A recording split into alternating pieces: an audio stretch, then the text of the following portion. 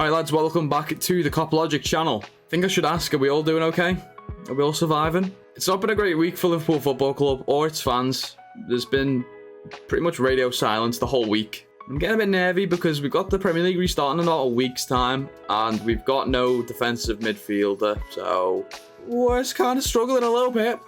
But anyway, I'm back with a video that will hopefully bring some positivity and some excitement to the fans at the moment, because God knows we need it. I'm going to be talking about Fabrizio Romano's latest quotes about Liverpool Football Club that were said during his Here We Go podcast last night.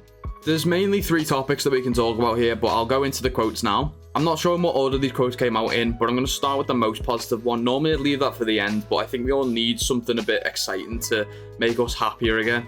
So the good news is that he said Liverpool will apparently again bid for Roméo Lavia. He also confirmed again that he's the priority target. He went on to say the negotiations between Liverpool and Southampton were ongoing for Roméo. And something a little bit extra is that the championship started last night. Southampton did have a game against Sheffield Wednesday, of which it was apparently going to be the case that Roméo would be in the starting 11. But something changed last minute and he was actually dropped to the bench, and it wasn't because of an injury, thank God. In fact, it's theorised that he was actually dropped to the bench in order to protect him from any potential injuries, because a deal with Liverpool might be close. Hope to God this is true. Not only was he then dropped to the bench, but he was actually in the end an unused substitute, which is a bit odd considering they were starting him in most of their Premier League games, so he absolutely would start in their starting 11 for championship games. So reading between the lines, hopefully it means that a deal is close and we can get Roméo in ASAP, because God forbid we spend like 4 weeks trying to get Roméo Lavia and we don't get him in the end for the sake of what must be about 5 million by now. Don't get me wrong, I already think we're overpaying for Roméo by going to 40 million. But when you're already overpaying 40 million, just get it done for an extra 10.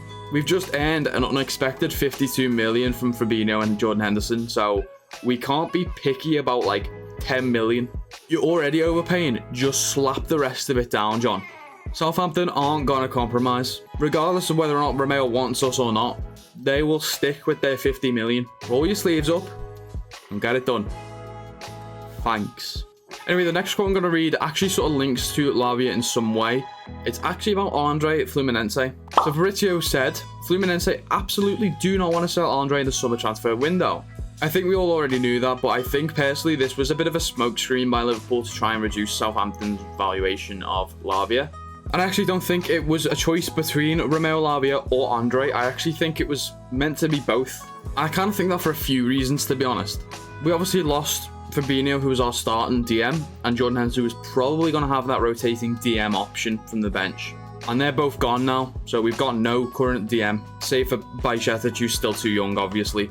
It's clear that Klopp wanted Lavia as the priority, and that André is supposedly the alternative, but that's not really the case, I don't think. It's odd to go from a club who's willing to sell you your top target for 50 million to go to a club who's absolutely not willing to sell you your alternative, or at least until January anyway, supposedly. That's because the Brazilian Serie A league runs separate to ours. It actually finishes in January 2024. That's why there's all these rumours about that they won't sell them to us until the winter transfer window. They'll have had their season, which they're doing quite well in, I believe, end, and then they'll be able to find a replacement for him then.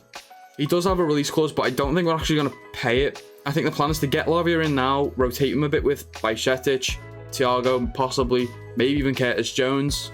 And then when January rolls around, bring in André as the reinforcements, because other than Bajcetic, the rest of them aren't really DMs.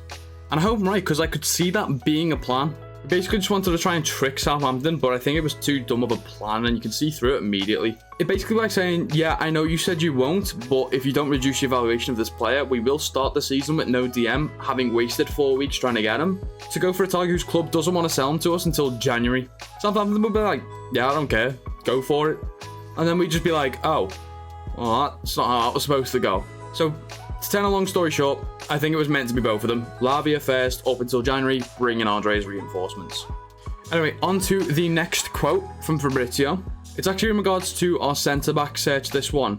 He said, Liverpool are still observing the centre-back market. They want a young, talented player who is already playing at a high level. They really appreciated Levi Colwill, for example.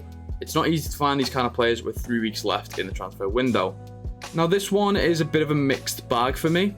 And it's a mixed bag because it's good that we want centre-back still, when Virgil and Konate aren't playing, we're as leaky as the Titanic. It's good that we want a young player because it's for the foreseeable, most likely, not just a stopgap signing. And it's good that we want him playing at a high level already. It's not just some nobody from nowhere with no experience. We want someone who's actually used to the pressure of high-level football. Obviously, Levi Colwill would have been the perfect example, but he's now extended his contract with Chelsea. But the concerning thing for me is, why are we not aware of who our target should be?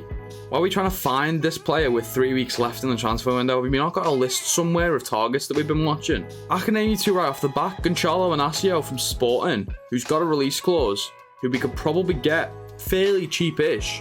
Or Castello Luqueba from Lyon, the defender that Leipzig supposedly are replacing Gvardiol with. And I think it's around £25 million, that transfer, supposedly. Why don't we just hijack that deal? If Leipzig want him, we would probably benefit from having him. There's a couple of clubs around Europe that if they want a player, chances are they're worth getting. Leipzig's one of them. And I'm sure there's so many others out there that we don't even know about, but there's two right there, Liverpool. Get them in. But anyway, breathe. At least we're still looking for a centre-back. That's the main thing.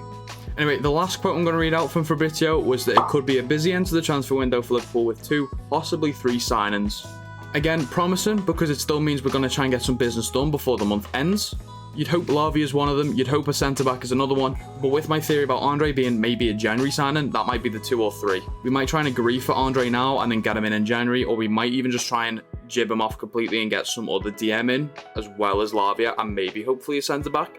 The thing I don't want is another Artem Melo on deadline day. Nothing against the player himself, but just it was clear that that didn't work. It was clearly rushed and panicked, and it fell through, and it didn't offer us anything. We've saved so much money on wages this season, as well as earned an extra unexpected 52 million. So there is money supposedly there to get these deals done, but we'll have to wait and see. We can hope that we get some players in, because we're going into the season so far with less players than last season, which is tragic for Europa League seasons. But anyway, I am optimistic, and maybe it's just because I've lost my mind, but I would like to think FSG are just playing a really risky game of poker. But at some point or another, that's going to change. I think we've seen from preseason games, it's clear we need a DM and we need a centre-back. So if we get them deals done, the happy days. If it is going to be a busy end to the transfer window, we'll be covering everything, so make sure you subscribe with notifications on. But anyway, I'm going to end the video there, so if you did enjoy this, please leave a like down below. It helps with our stats and our exposure. As I've mentioned before, the more you guys interact with our videos, the more the YouTube algorithm pushes our videos and we get more eyes on us. And we've just hit 1,000 subscribers, so thank you guys for that. We love the genuine interaction you guys give on our videos, so it's also a benefit to us as well. We don't just do it for the stat padding. While I'm on the topic, leave a comment down below to let me know which of these quotes has excited you the most. What do you think about the Lavia news? What do you think about the André news? What do you think about my theory about André? What do you think about the centre-back search? Leave it all down there. But anyway, I'll see you guys in the next video. In a bit, lads.